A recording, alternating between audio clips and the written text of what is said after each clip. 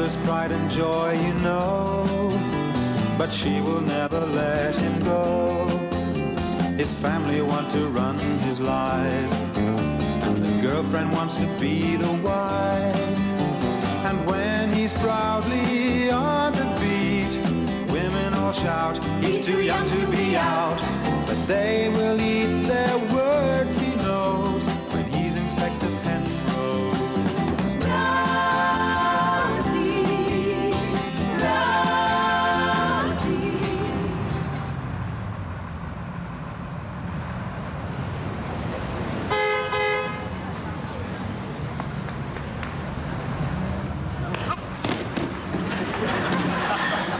Pack it in, Gillian.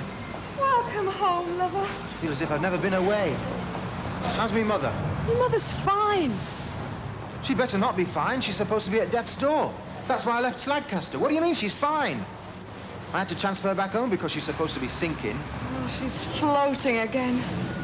Me too. Oh. It's great to have you back, lover.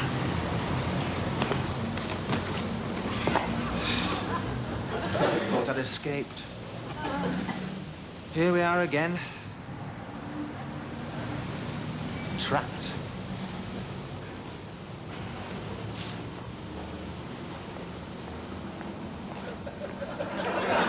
Stop trying to impress me with your devotion, Gillian.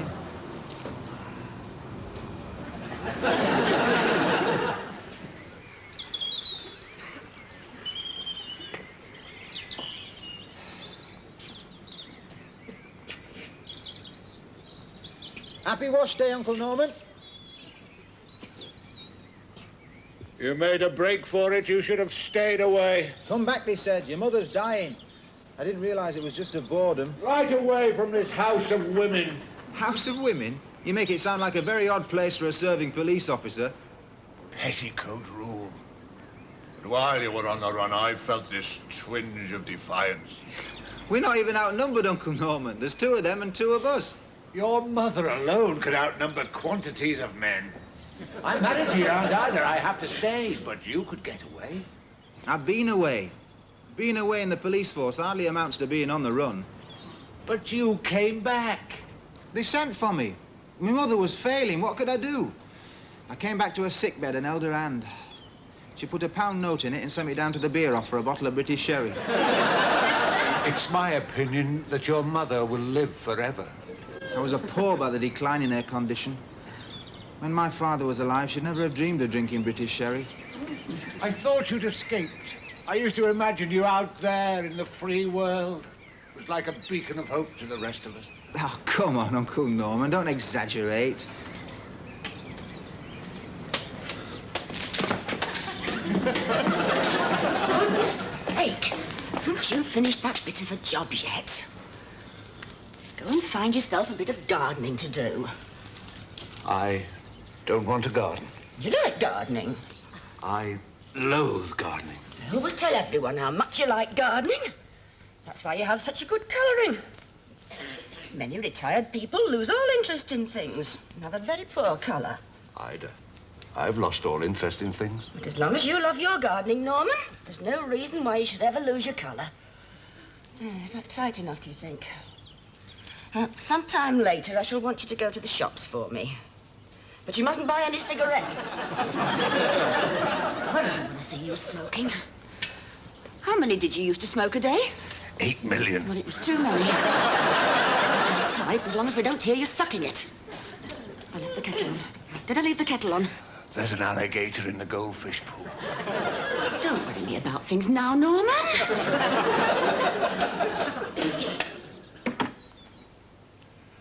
She never listens to a word I say. One Sunday morning in 1939, I found her in the kitchen, and I told her the Prime Minister had just announced we were at war with Germany. Don't interrupt me now, she said. I'm trying to remember what it is you use to remove blackberry stains from flannel trousers. No wonder you won. Good morning, Mother. I thought I heard somebody shouting. I'm hardly shouting, Mother. I was just saying good morning to Uncle Norman of fertilizer fame. I could hear loud voices in the garden. I assumed Norman must have broken his leg. The legs are fine, Millie. It's just the spirit that's gone. I thought I'd better see if there was anything I could do. Weak as I am. You've already done it, Mother. You made your point very clearly. You never used to shout from windows. Romeo and Juliet did. The balcony scene. They weren't frowned upon. That ended very badly, though, didn't it? I hope the police force isn't starting to brutalize you. Smile when you say that, Blue Eyes. He's looking at you, kid. Do you have to wear boots? Yes, Mother. I'm glad your father is not still alive. Ain't it uncanny that underneath all that makeup she can still hear people shouting? Why does me mother wear all that makeup? Your Uncle Norman's vests don't wear like they used to. Has anybody ever looked underneath to see whether she's poorly or not? If you'd have told me they'd have needed cleaning, I'd have cleaned your boots. You don't have to clean me boots, Auntie Ida. Your Uncle Norman's shoes are always presentable. I keep those clean. I think you keep him highly polished, considering how many years you've had him. He has a tendency to wear the heels down. And to lose his independence. I wonder if I've got all his socks. You've got everything else. He hides them. I've never seen him creeping about, secreting his socks. He just throws them down wherever he takes them off. I remember washing your baby socks. Well, you shouldn't say things like that to a policeman. How do you think J. Edgar Hoover would have felt if people were always reminding him of his baby socks? Seems just like yesterday. Now here you are, polishing your boots so you look smart when you go out and get stabbed. Oh, Auntie. Policemen get stabbed. Not all the time. Why don't you get a proper job? It's no use talking to him. He wears boots. He is beyond the reach of understanding. We always thought you'd get a nice job with a desk. And a car. I'm doing the job I want to do. There you are, you see. He's quite firm in his stubbornness. He doesn't care if I'm at death's door. Oh, that's hardly fair, Mother. I'm back home, aren't I? But still in that uniform. Do you think your heart would be stronger if I wore plain clothes? There was one got stabbed only last week. I am glad his father's not here. You keep saying that with such conviction, Mother. I sometimes wonder if he didn't take the hint and feel morally obliged to go. Through the chest. Ida, what are you trying to say? The one last week was stabbed through the chest. Oh, not the kneecap. How interesting. Oh, but there it is in a nutshell, you see. They have to meet such awful people. I meet some very interesting people.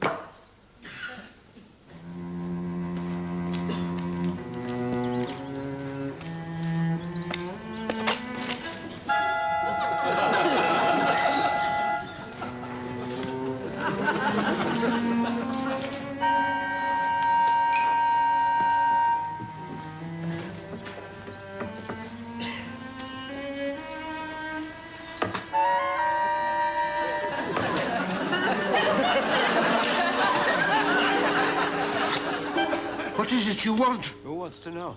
I do, damn it. Well, all right. But you can't be too careful.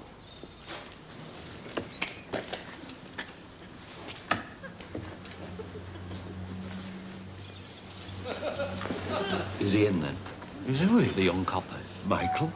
They call him Rosie. He wasn't christened Rosie. No, I suppose he wouldn't be. Oh, I don't know, though. What is he? Not so loud!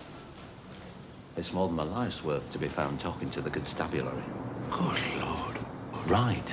Gives you some idea, doesn't it? How we live from day to day on this knife's edge of insecurity. In the end, of course, it snaps your nerves. The police informer, the narc, has a very unenviable life expectancy. That's terrible. It's all right, me aunt. We're used to brushing off the wings of death. Good Lord. Of course, man, of course. You haven't got a fag or two. I smoke a pipe. Well, suit yourself. A few coins of the realm, maybe? Hardly likely, I'm afraid. Not in my gardening clothes. Not in any clothes, for that matter. My wife keeps me on a very short rein financially. I wouldn't ask, only I've got to make this call to Interpol. 7.5p. Cheers. It's going to be a very short call. Incidentally, if you ever want to make a bit of ready on the garden shears, I could put you onto the right party. Really? Have you no fear, me old? Anything in the trading line moves your boy. There's a criminal at the door with a huge pair of shears. He's asking for you. Oh, Auntie, Aren't you going to use your truncheon? will you let me see who it is? Hello, Merv. You making house calls now? It's safer than me being seen down at the Nick, Mr. Penrose. Well, you were practically raised down at the Nick, Merv. Come on here, let's find you a I seat. can see, you know. Why don't we put that away? Nice place you've got here. You shouldn't do that. We could all be murdered in our beds. It's hardly likely. You're always up before he is. Where have you gone? I'm over here. Well, keep still, will you? I've just been chatting to this cook behind the door. Well, I know I've got to start somewhere, Merv, but when we first informed me, you're a bit of a disappointment. Well, that's nice, isn't it? You don't care what you say. No offence. It's just that I can't imagine you keeping a sharp eye on anything. Don't you worry about that, me all. This is all just a bluff, you know. Most of it. Quite a lot of it. Sit down, Merv. You're going to be in the oven. It's me cover, isn't it? All this blind as a bat routine. I can see as good as the next man. I hope you can see better than the next man. That's a coat behind the door. I know it's a coat behind the door. That's why I'm telling you that. Fooled you, didn't it? These glasses, they're my insurance. People think I can hardly see, don't they? Are you still there? I'm still here, Merv. It's marvellous. I've got them all conned into believing that old Merv's as blind as a mole. All right, Hawkeye. What have you got for me? Ah, yes. Well, Oh, it's another touch. if you feel like that about it, Mr. Penrose, Stop waving the shears, Merv. there's no point in us trying to continue a delicate relationship which depends more than most on mutual trust. But don't leave by the sink, Merv. You never know who might be watching. You're not interested, then? In what I overheard while mixing with a criminal fraternity in the Harbour Tavern? What? Well, nothing yet. I need a couple of quid to get in, don't I? You've got to speculate if you want to accumulate. On your way out, Merv, you'll not forget to give Uncle Norman his shears back, will you? I won't. No? Oh, you do realise he seemed very keen that I should try to arrange a buyer for him. Merv. Well, all right. If you feel like that about it. Goodbye, Merv. You have tact and discretion beyond your years, Mr. Penrose. You should, in my opinion, go far in your chosen profession. Goodbye, Merv.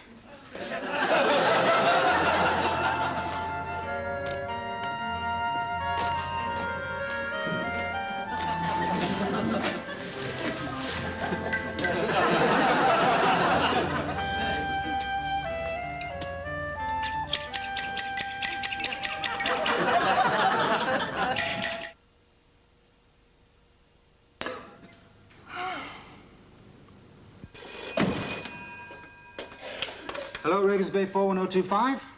Am I addressing the fourth constable from the left in the rear rank? Gillian, is it important? I'm just going on duty. Of course it's important. We're engaged, aren't we? No, we're not engaged. Oh, yes. I keep forgetting.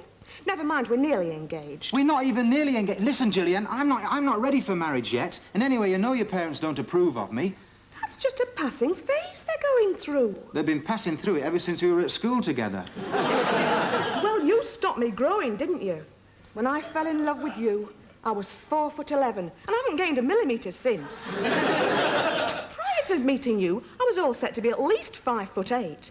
So it's perfectly clear you have a moral obligation to marry me and help me spend Daddy's money. Goodbye, Gillian. I'm just driving Daddy to work, then I'll pop round and give you a lift. I've a reclining seat especially made to accommodate a fourth constable from the left in the rear rank.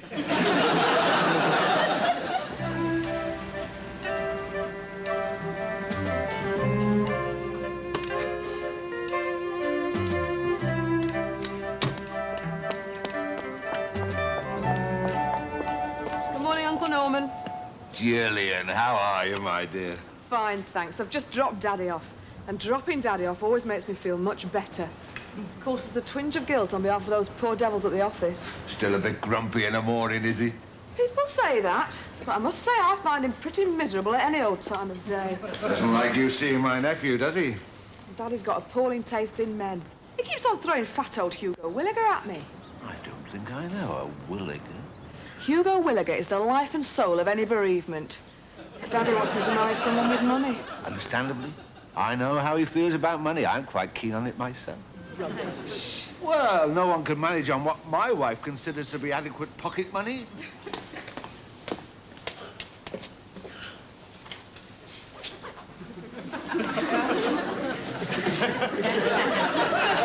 Gillian, before the neighbours see a policeman leaving the house.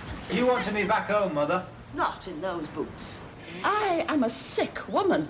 I wanted a son in a respectable position who could creep about the house wearing handmade lightweight Oxfords. I've picked you a nice apple. Oh, I don't think so, Auntie Ida. You packed me enough stuff for a fortnight. Your father always wore handmade lightweight Oxfords. And look where he is now. Got your truncheon. Yes, love. I've got me truncheon. Well, if they get near you, use it. Don't let them get behind you. Does he have to take his lunch in a tin? Can't he find a nice little bistro somewhere? What do you suppose a fella could get for a good pair of shears? From Auntie Ida, you get the maximum, even for a first offence. I suppose so.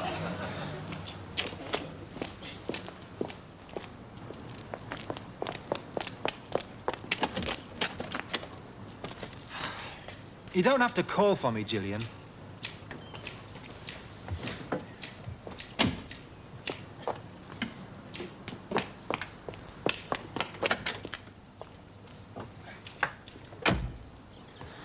I sometimes get the feeling my life is overfurnished with women anyway. You should let me marry you and take you away from all this. For a few years, Gillian, all I want is a rugged, masculine existence. I think your eyelashes are fabulous when you get angry. Just drive, Gillian.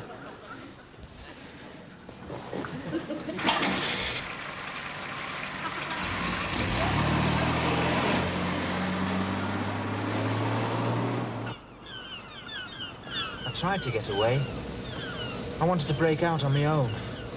Then my mother decided she's at death's door. You should have seen her sitting up in that bed when they called me back from Slagcaster. She could hardly speak. Her arms looked skinny. She was wearing hardly any makeup. Your mother with no makeup on? Exactly. Spine-chilling, isn't it? I tiptoed into that bedroom. She made a weak signal for me to come closer. She lowered her eyes to the floor. Hello, I thought. A new humility. I know now what she was doing was checking to see whether I was wearing boots out of uniform, too. And I no sooner started creeping around the house in a funereal manner than she was sitting up in bed, wolfing great big dinners and going out to the hairdressers 3 nights a week. Your mother wears too much makeup. I keep telling her. What does she say? I don't know exactly. Sounds a bit like...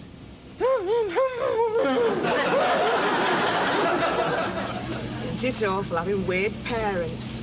It's about the only thing you and I have got in common.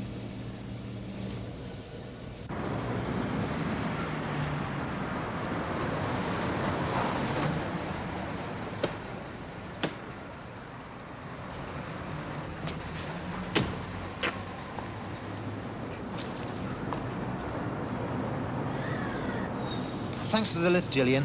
And listen, if they stick me on traffic duty again, don't go driving past blowing kisses. You look so lonely standing in the middle of the road. I wanted to get out and squeeze you. No more blowing kisses, that's got to be understood. You don't realise that after every one from you, I get 6 from passing lorry drivers.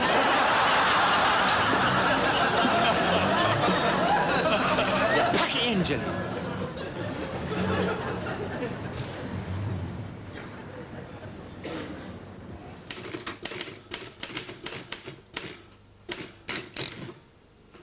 The thing is, not to fall completely under the influence of all the women folk in your life. I will not end up like Uncle Norman. Bless him. It's just as if the Daleks have been, removed his brain, and left this automatic creature for Auntie Ida to drive. She'd be hurt and amazed if you told her. She thinks she loves him and takes it for granted that she's good for him. But the effect's been just the same as if he'd fallen into the hands of this evil scientist who set out deliberately to destroy his will. And is Dr. Frankenstein alive and well and living as my Auntie Ida? I must remember, mustn't I, to oil the boat in Uncle Norman's neck.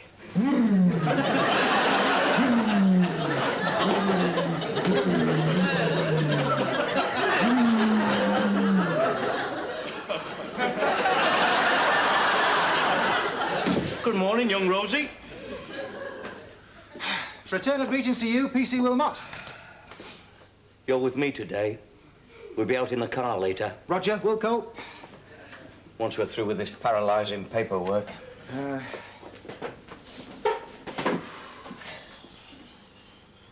As a counter to excessive feminine influence, one could do well to imitate a thoroughly masculine model. And for ruggedness and sheer non-femininity, P.C. Wilmot springs readily to mind. There's no feminine nonsense about Wilmot. P.C. Wilmot has several natural advantages. He's a messy eater, he's a wizard with a matchstick at poking wax out of his ears, and he has the kind of weather-beaten index finger that's just right for prodding suspects in the charge room.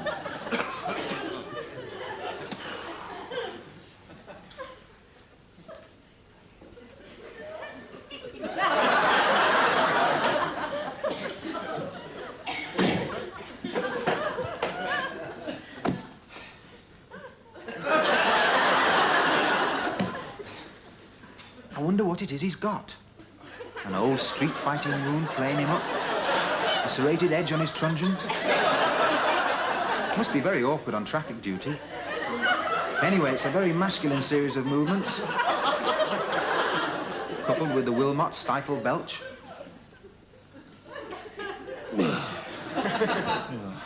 It suggests a healthy outdoor sort of life, far removed from any petticoat influence. Oh.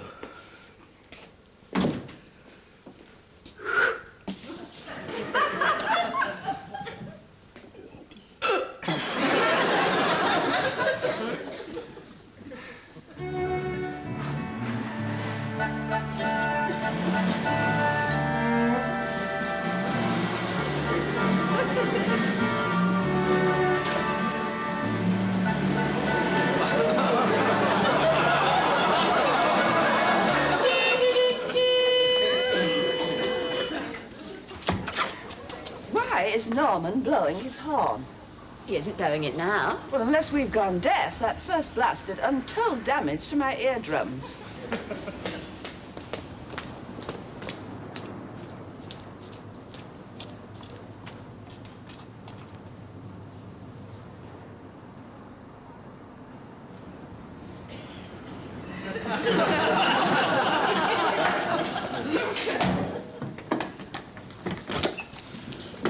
Do drive quietly, Norman.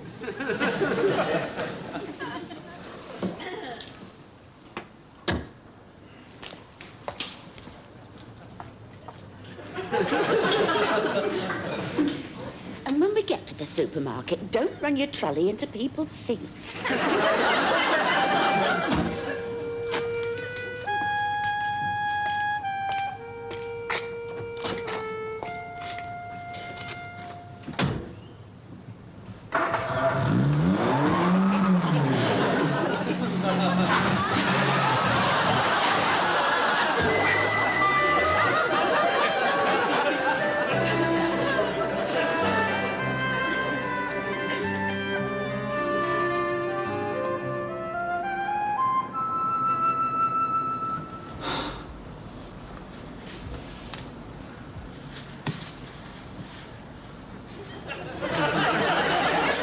It's me face, that's the problem. Yeah, it is a bit. I'd have appreciated a moment's hesitation there. I haven't got what you call a Gestapo glare, have I? No. There you go again. You can take your time before answering, you know. What I have got is far too much female interference in my life. It's all well-intentioned. You know, the worst kind. Oh, no, I don't suppose you do know a big, rugged, uncouth Herbert like you.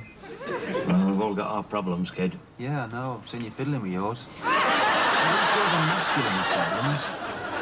That's true. How often do you shave? Well, if I'm going out in the evening, twice a day. They are, you see. Mine lasts all day. Would you repeat that under oath? No. Oh, I sometimes wish I looked as rugged as you do.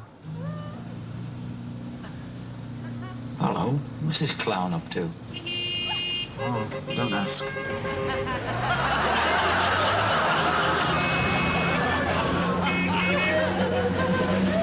Look at him, he's driving like a prawn. It's all right. He's not under the influence of drugs or drink.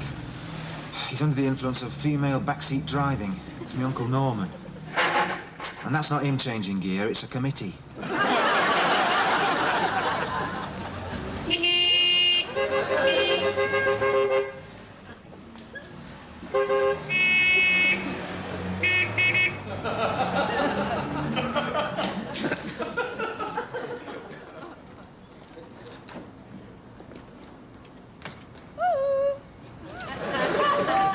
Oh my God, they're coming over here.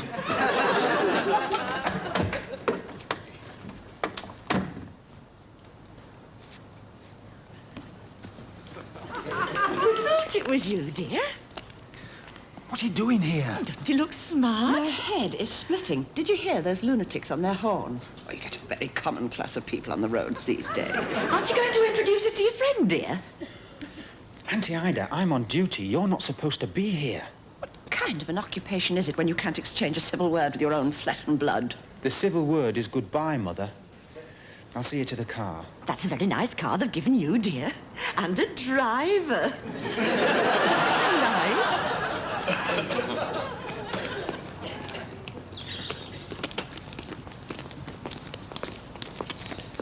By Jove, Constable, you've arrested a pair of rum-looking females. Can't you get a job where you can take your mother's elbow without the world assuming that she's a... A low sailor specialist. Come on, young Rosie. There's trouble up at Boozer. I hope his friend's a nice young man. If he was, would he be shouting in the street?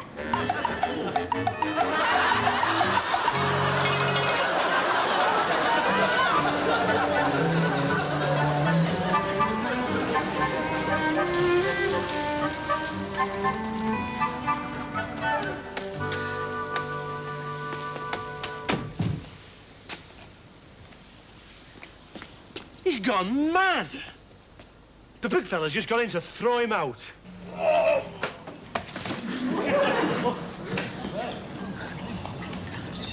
Is that him?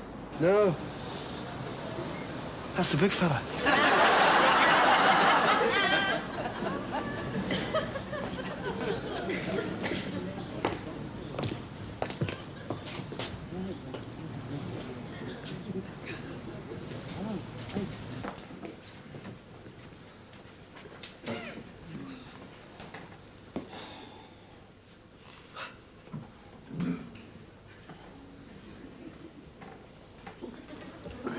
Police. Get lost. You leave us no alternative, sir, but to ask you to accompany us to the police station. Get lost. Oh, right. Right, you take his left arm, I'll take his right.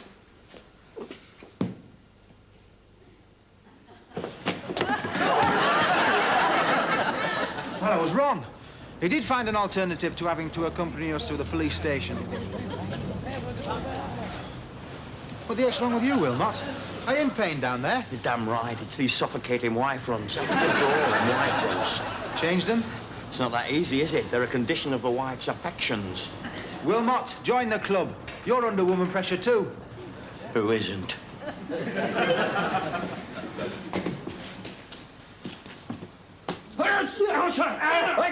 Grab his legs! Grab his legs! Grab his legs! But I need to tell you where. Ow! He bites! Well, bite back! Right. Oh, that's me! I want Sandra! Lie down, you twit!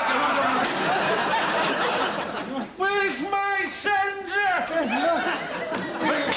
Grab his arms! Grab his arms! Get Sandra! Get him off! Get him off! Get your finger out, Wilmot! You can't be adjusting yourself at this juncture. She left me! She left me! Sandra!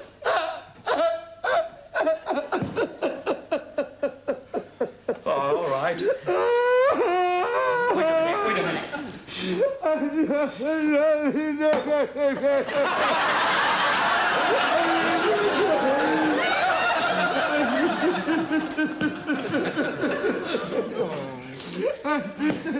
She left me. Sandra! Oh, women. I'm never gonna get it back.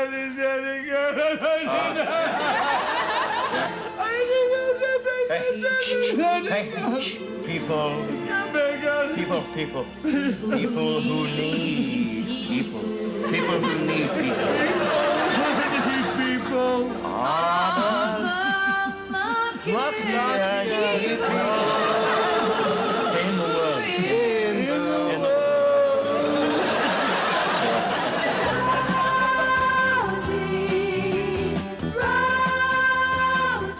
Coming up next, we go up the elephant and round the castle with Jim Davidson. Stay with us. He's proud to be a boy in blue. People think he's rather dim and try to make a fool of him. But one day he will change their minds, make them believe that he's not so naive, and they'll be proud to be